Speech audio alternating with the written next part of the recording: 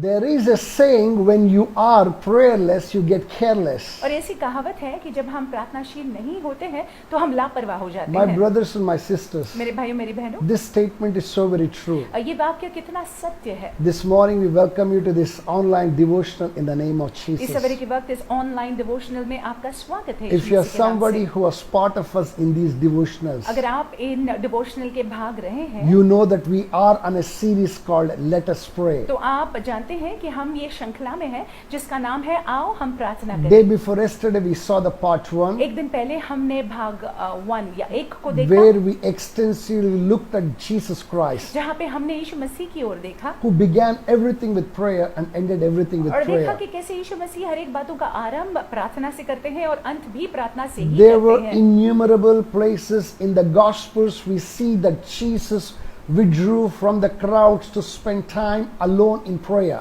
हम जानते हैं कि ऐसे कई सारे संदर्भ हैं जहाँ पे यीशु मसीह जो है भीड़ से अपने आप को अलग कर कर प्रार्थना के लिए वो जाते हैं। One such place is Mark chapter 6 verse 46. और एक ऐसी जगह है मार्कुस की किताब में 6 अध्याय और 46। And it says, when he had sent them away, he departed to mountain to pray. और उन्हें विदा करके पहाड़ पर प्रार्थना करने को वो गया।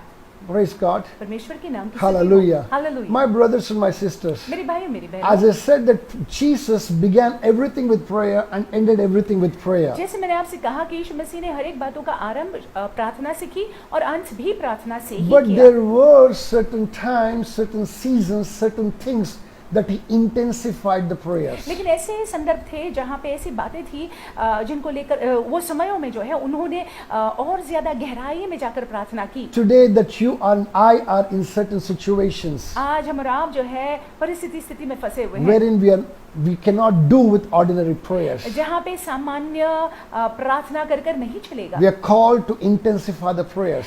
इन समयों में जो है हमने और अधिक प्रार्थना करना And है we want to see where Jesus prayed, how Jesus prayed, and what Jesus prayed और for. हम देखना चाहते हैं कि कैसे यीशु ने प्रार्थना की, कहाँ पे यीशु ने प्रार्थना की और किन चीजों के लिए यीशु ने We saw प्रार्थना the की। three things and we are going to go into the fourth thing. हमने 3 बातों को देख लिया है, हम चौथी बात में जाने वाले हैं। And this morning I want us to note it down very clearly. और इस सवेरे के वक्त आप इस बात की नोंद ले लीजिएगा। Jesus prayed when he was concerned about the people he loved the most. और यीशु मसीह ने तब प्रार्थना की जब वो उन लोगों की चिंता कर रहे थे जिनसे वो बहुत प्रेम करते थे। Hallelujah. Hallelujah. In Luke chapter 22, लूका के 22वें अध्याय में verse 31 to 35, we can see that happen. 31 से 32 तक हम देख सकते हैं कि ये होता है। Here it says, and the Lord said, Simon, Simon, indeed Satan has asked for you that he may sift you as wheat.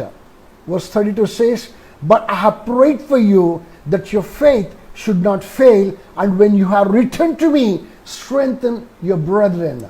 31 वाक्य में लिखा हुआ है, शिमोन हे शिमोन, देख शैतान ने तुम लोगों को मांग लिया है और गेहूं की नाई फटके, परंतु मैंने तेरे लिए विनती की कि तेरा विश्वास जाता न रहे और जब तू फिरे तो अपने भाइयों को स्थिर करना। My brothers and my sisters, if you check the life of Jesus, और मेरे भाई मेरी बहनों, यदि आप यीशु मसीह के जीवन को जांच it लेते was हैं not his immediate family that was very closest to him. तो उनके परिवार के लोग, नजदीकी परिवार के लोग उनके निकट के नहीं थे। The closest ones were the disciples of Jesus और Christ, जो उनके बहुत नजदीकी के थे वो उनके शिष्य थे, who were supposed to be carrying the baton after he finishes. जो उनके बाद जो है वो उनके कार्य को जारी रखने वाले थे। And this, concerning these people, Jesus was very much concerned और इन लोगों को लेकर यीशु मसीह चिंता करते थे that he would pray and seek the will of God for their life. और वे उनके लिए प्रार्थना करते थे और परमेश्वर की इच्छा को मांगते थे उनके जीवन के When लिए। Jesus was praying, that he was revealed how Simon is going to come under the attack of the enemy. और जब यीशु मसीह इनके लिए प्रार्थना कर रहे थे तो ये खुलासा हुआ कि कैसे शिमोन जो है शत्रु के आक्रमण के आड़े आने वाला है, He's going to be sifted as wheat. कि वो जो है गेहूं की नाई वो हिला देने वाला है। Listen to this carefully. I want us to understand this word called sifting. और ये क्षमा कीजिएगा, गेहूं की नाई जो है पटकाया जाएगा और हम चाहते हैं कि आप ये पटकाया जाना इसको समझ What लीजिएगा। it means to be sifted. पटकना इसका क्या मतलब है? When you're sifted, that you will be hit hard against the stone. और ये अंग्रेजी शब्द सिफ्ट, इसका मतलब ये है कि पटकना, आपको जो है पत्थर पर पटका जाता है। Not once, not twice, until that you are separated from the chaff, until that you're separated from what is holding you. और वो गेहूं को जो है पटका जाता है, तब तक पत्थर पर पटका जाता है, तब तक जब तक के जो भूसा है वो अलग न हो जाए गेहूं Jesus से। came to know that Peter is going to go through one such thing. और यीशु मसीह को ये खुलासा हुआ कि शिमोन जो है ऐसे एक संदर्भ से गुजरने वाले हैं। He's going to be separated from him for a moment. कुछ पल के लिए वो यीशु से अलग होने वाले हैं। He's going to fall off the faith for a second, for a moment. विश्वास से डगमगा जाएगा एक पल के लिए, He will give up at a certain time. और हार मान लेगा एक समय में। Praise God. What did he do?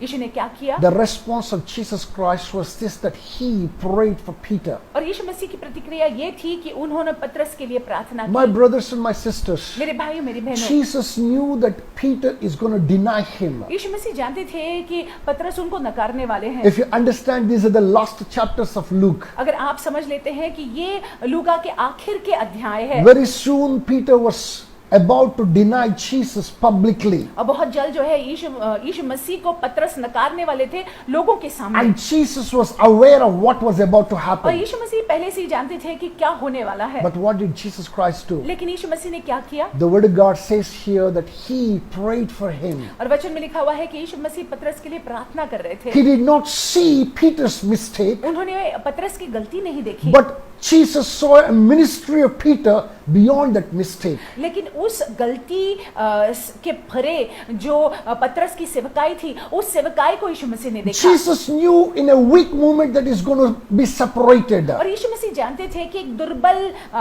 स्थिति में पतरस जो है वो हट जाएंगे। But he also knew that he's going to come back and he's going to build the church that which he was talking about. लेकिन यीशु ये भी जानते थे कि वो वापस आने वाले हैं पतरस, और वो उस कलीसिया को बनाने वाले हैं जिसके बारे में यीशु ने पहले से ही बताया था। Verse 32 says very beautifully, 32वें वाक्य में बहुत but सुंदर लिखा हुआ I है, have prayed for you परंतु मैंने तेरे लिए विनती की है that your faith should not fail. कि तेरा विश्वास जाता न रहे। Number one thing that he prayed, that his faith should not fail. और पहली बात के लिए जो यीशु मसीह ने प्रार्थना की वो ये बात है कि उसका विश्वास, पतरस का विश्वास जाता न रहे। He is not talking about the momentary fail, but long-term, continuous, constant fail. और वो जो है उस पल के बारे में बात नहीं कर रहे थे, लेकिन आगे चलकर जो है निरंतर जो है वो हारे नहीं, इस विषय को लेकर यीशु मसीह ने प्रार्थना And की। further down he says very beautifully, और आगे लिखा हुआ है, when you have returned to me, अब तू जो फिरेगा मेरे पास strengthen your brethren. तो अपने भाइयों को तू स्थिर कर।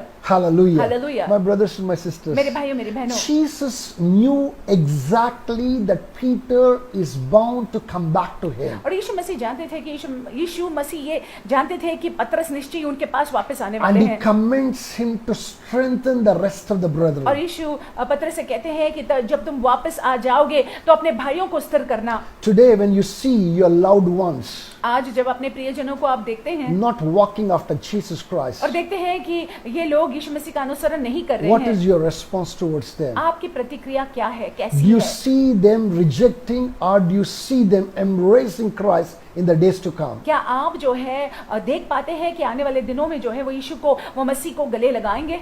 Do you condemn them? क्या आप उन पर दोष लगाते Do you हैं? speak the words that are negative? क्या आप नकारात्मक वाक्यों को उनके जीवन पर Do बोलते you हैं? yourself reject them क्या आप खुद उनको नकारते हैं, or go on your knees to pray for them? या फिर आप अपने घुटनों पर आते हैं उनके लिए प्रार्थना करने के Mark लिए? chapter 2 speaks about something very beautiful. Marcus के दूसरे अध्याय में कुछ लिखा हुआ है, There बहुत you, सुंदर है। there you can see 4 men carrying a man who was a paralytic. वहां पे हम देखते हैं कि 4 व्यक्ति एक लकवे खाए हुए व्यक्ति को उठाते हैं। When they saw that there is a great crowd that was in the house, they could not enter into the house, they could not bring their friend to Jesus Christ. They opened the roof of the house to let him in before the Lord. जब उन्होंने देखा कि वो घर जो है जहाँ पे यीशु मसीह थे गचागच भरा हुआ था और कोई जगह नहीं थी, तो ये लोगों ने जो है छप्पर को खोल के अपने दोस्त को यीशु के सामने जो है उन्होंने नीचे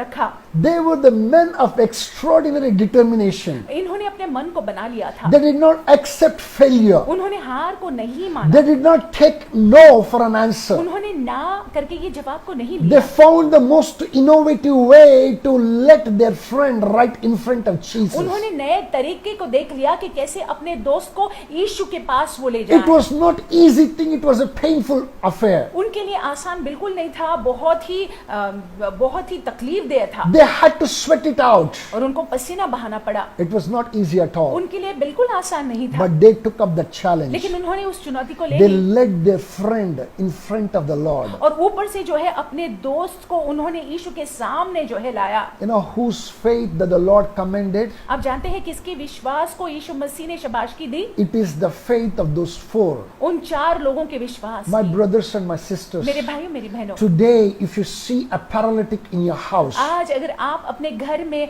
ऐसे लकवे खाए हुए व्यक्ति को देखते हैं, if you see an invalid who is not confessing Jesus Christ of Nazareth as Lord and Savior, अगर आप अपने घर में देखते हैं कि आपके प्रियजन जो है यीशु मसीह को प्रभु होने के नाते मान नहीं रहे हैं, It could- स्वीकार नहीं रहे it हैं, could be a spouse, ये हो सकता है आपका it could be पति, a children, पत्नी, it आपके could be a बच्चे, siblings, या फिर आपके सगे it संबंधी, could be a आपके भाई, closest बंधु, relatives, या फिर आपका नजदीकी का संबंध, it could be संबंधी, even your own parents, आपके खुद के माता पिता हो सकते हैं, whoever it is. जो कोई भी क्यों न हो। Emulate these four men. ये 4 लोगों की तरह आप व्यवहार करें, Bring बर्ताव them करें। before the Lord. उन लोगों को, आपके प्रियजनों को परमेश्वर के सामने ले आए। Surrender them before the Lord. आप उनको जो है परमेश्वर के हाथों में सौंप दे। It is not easy to bring them before the Lord in prayer day after day. ये आसान बात नहीं है कि दिन प्रतिदिन आप उनके लिए प्रार्थना करें, आप उनको जो है मसीह के सामने लाएं। It's the most challenging one. चुनौती भरा है, But if you are ready to take the लेकिन challenge, यदि आप उस चुनौती को लेने के लिए तैयार the हैं, Lord who sees your heart परमेश्वर जो आपके हृदय को देखते हैं, will make that paralytic, make that invalid stand up to the glory, to his glory in the name of Jesus परमेश्वर ऐसा Christ. होने देंगे कि जो लकवा खाया हुआ व्यक्ति है वो परमेश्वर की महिमा के लिए उठकर चलने लगेगा। There are many men today आज बहुत सारे पुरुष ऐसे हैं who are preachers, जो प्रचारक हैं, who stand for the Lord, जो परमेश्वर के लिए खड़े हैं। who were once upon a time rejected Jesus Christ. एक समय पहले उन्होंने यीशु मसीह को नकारा था। If you really love somebody, अगर आप किसी से प्रेम करते I हैं, repeat it again, if you really love मैं somebody, फिर एक बात दोहराता हूँ, अगर आप किसी से प्रेम करते हैं bring them before the Lord. तो उनको जो है आप यीशु के सामने ले I आइएगा। repeat, bring them before the मैं Lord. दोहराता हूँ, उनको यीशु के सामने ले As you आइएगा। bring them before the Lord, जैसे आप उनको यीशु के सामने ले आते you हैं, are doing a great exploits in His kingdom. तो आप उनके राज्य के लिए महान काम को कर रहे My हैं। brothers and my sisters, मेरे भाइयों मेरी बहनों, that day Jesus knew what He was doing. उस दिन यीशु मसीह जानते थे कि वो क्या कर रहे हैं। He expressed His love towards His disciples by praying for them. उन्होंने अपने प्रीति को अपने शिष्यों के प्रति दर्शाया, उनके लिए प्रार्थना कर कर। The same Jesus is challenging you today. वही यीशु आपको मुझको चुनौती देते हैं। Will you respond like Him क्या आप जो है प्रतिक्रिया करेंगे by praying for your loved ones? अपने प्रियजनों के लिए प्रार्थना कर कर? It's our privilege to bring this word. ये हमारा सौभाग्य है कि हम वचन को आप तक ले आ पा रहे Let me हैं। specially say this. और विशेष रूप से मैं ये कहना I've चाहता been हूँ, inspired to speak to somebody who's in the audience. और जो सुन रहे हैं, मुझको प्रेरणा मिली है कि मैं आपसे बात करूं। You're already given up on many people. आपने जो है, आप लोगों से थक गए हैं, हार मान चुके हैं, You're given up. You're already quit. आप हार मान चुके You're हैं, no more praying for those loved ones. आप वो प्रियजनों के लिए प्रार्थना ही नहीं कर You're रहे। already confessing and saying that this one is going to go to hell. आप ये अपने मुंह से कबूल कर रहे हैं या फिर अपने मुंह से ये बोल रहे हैं कि ये तो नर्क जाएगा। You better repent. आप पश्चाताप कीजिएगा। Please take that person to the Lord. आप पश्चाताप कर कर उस व्यक्ति को परमेश्वर के सामने ले आइएगा। You do not know what He has in store for that person in the future. आप नहीं जानते हैं कि उस व्यक्ति को लेकर यीशु मसीह की क्या योजना है आगे चलकर। The Lord who loves you also loves the one whom you're condemning today. और जो परमेश्वर आपसे प्रेम करते हैं वही यीशु उस व्यक्ति से भी प्रेम करते हैं जिसको आप आज जो है दोष लगा रहे हैं। Hallelujah. Hallelujah. I want us to go into the prayer after hearing this. ये सुनने के बाद आप प्रार्थना में जाइएगा। I want us to spend some quality time. अच्छा समय प्रार्थना में बिताइएगा Prepare a list of people, और एक सूची लोगों की बनाइएगा of those whom you love, जिनसे आप प्रेम करते हैं, who are उनकी not, सूची who are बनाइएगा not in the Lord. जो प्रभु में नहीं है। Your prayer matters. आपकी प्रार्थना जरूरी है उनके लिए। I repeat, your prayer matters. मैं दोहराता हूँ, आपकी प्रार्थना बहुमूल्य है उनके लिए। God bless you. परमेश्वर आपको आशीषित रखे।